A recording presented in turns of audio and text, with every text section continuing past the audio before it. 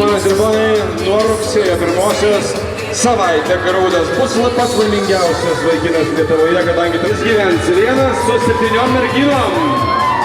Ir tik savaitį praėjus pas merginas ateis 6 vaikinai ir jų bus 14.